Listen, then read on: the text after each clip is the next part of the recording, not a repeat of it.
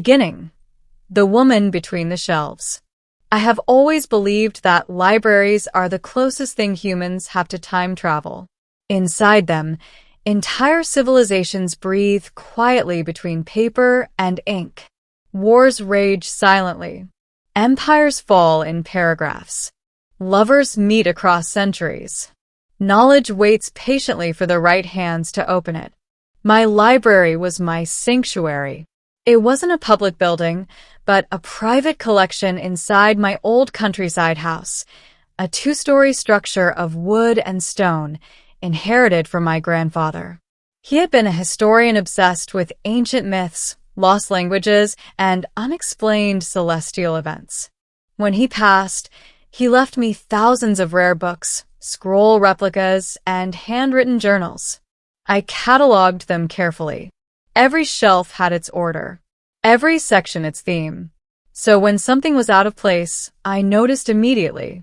It began with a book that didn't belong. I was reorganizing the astronomy section when I saw it, a slim, dark volume wedged between two star charts. Its cover was smooth and metallic, not paper.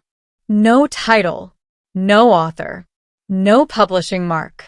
And it was warm. I pulled it free.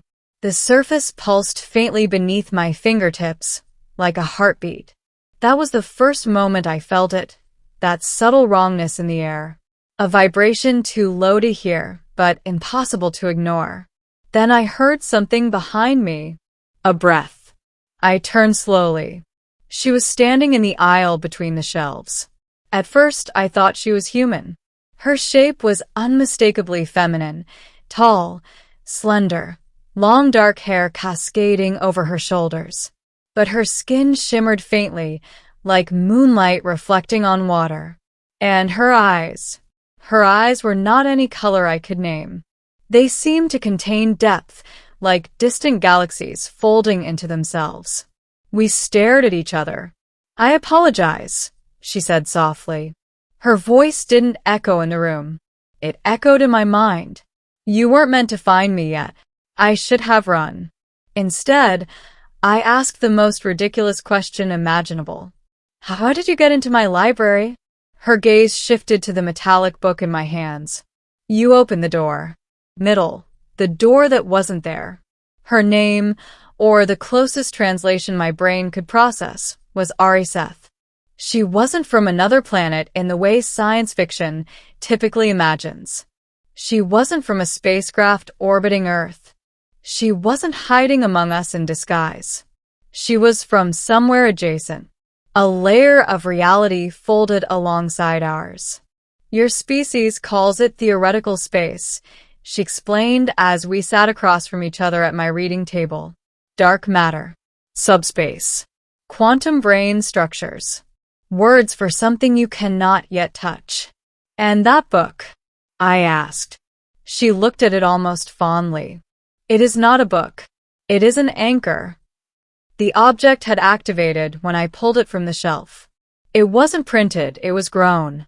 Its metallic pages weren't pages at all, but layered energy constructs, compressed into readable patterns. My grandfather had collected myths of star visitors for decades. According to Ariseth, he had unknowingly assembled fragments of ancient contact events, stories of beings slipping between worlds. My library wasn't random. It was a map. And when I reorganized the astronomy section, aligning certain star charts beside specific ancient texts, I completed a pattern. The anchor activated. She fell through. "I was hiding," she admitted quietly. "From what?" Her expression changed. "From my own kind. The pursuit." Ariseth's species, the Vaelari, were not explorers. They were archivists of reality itself. They observed civilizations across dimensions and recorded their progress. But they did not interfere. Ariseth had broken that law. She had studied Earth longer than permitted. She admired humanity's creativity, our art, our contradictions, our stubborn hope. She began manipulating probability currents to protect fragile human breakthroughs. Small nudges, preventing a scientist from dying too soon, guiding a lost signal back on course. Insignificant in cosmic terms, unforgivable to her people. They will erase me, she said simply. And now that you're here? I asked. She looked around my library, almost wistful. They will come here, living with the impossible. For days, I hid her. It sounds absurd, hiding an interdimensional being in a rural house, but she could dampen her energy signature, folding herself partially out of phase. To anyone else, the house remained normal. To me, everything had changed. She was fascinated by physical books. You bind memory in cellulose structures, she murmured, running her fingers across an old leather spine. We bind memory in light. She didn't sleep the way I did. Instead, she entered a stillness, her body dimming slightly as her consciousness drifted elsewhere. Sometimes I caught her watching me, not in a predatory way, in a curious way. You are afraid, she observed once. Yes, I admitted. Of me? Of what this means? She nodded slowly. That is wise. The first sign, they found us. It happened at night. Every electronic device in the house flickered simultaneously. The air pressure shifted, as though the world inhaled sharply. Seth stiffened. They have traced the anchor. The metallic book began vibrating violently on the table. Can't you just close it? I asked. She shook her head. It is attuned to you now. To me? You completed the pattern. Your neural signature bonded to it. Outside, the sky split. Not with lightning, with geometry. Lines of pale blue light formed impossible shapes in the air, rotating polyhedrons intersecting at impossible angles. And then they stepped through. 3 figures. Taller than Seth. Their forms less stable, as though composed of refracted starlight. You have contaminated this dimension, one of them said, not in sound, but in pressure against my thoughts. Seth stood in front of me. I will return, she said. Leave him. You altered probability in his favor, the being responded. He is already contaminated. I felt something inside my skull twist, like invisible hands trying to peel back layers of my mind. Pain exploded.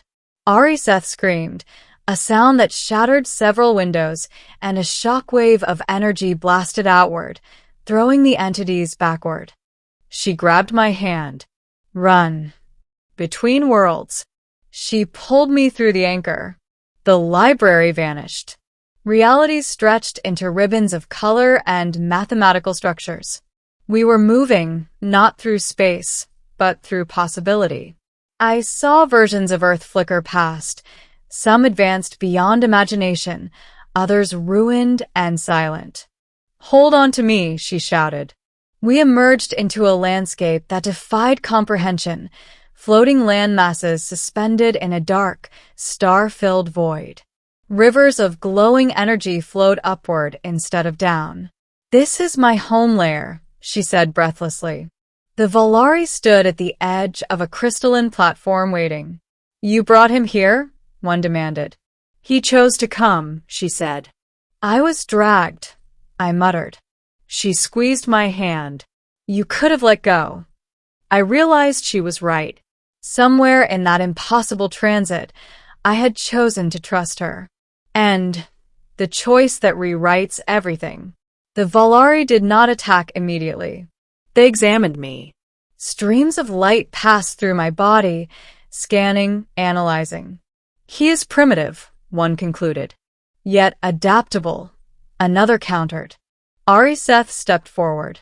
If you erase me, you destabilize the anchor. He is bound to it. They paused.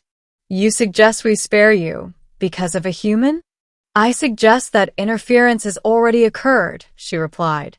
To erase me now would alter more variables than my continued existence. It was a gamble, and it worked partially. We will not erase you, the lead Vaelari said. But the anchor must be destroyed. The bridge cannot remain. I felt a sudden coldness in my chest. If you destroy it, I said slowly, she can't return here. To Earth. Correct. Ariseth looked at me. I never meant to entangle you, she whispered.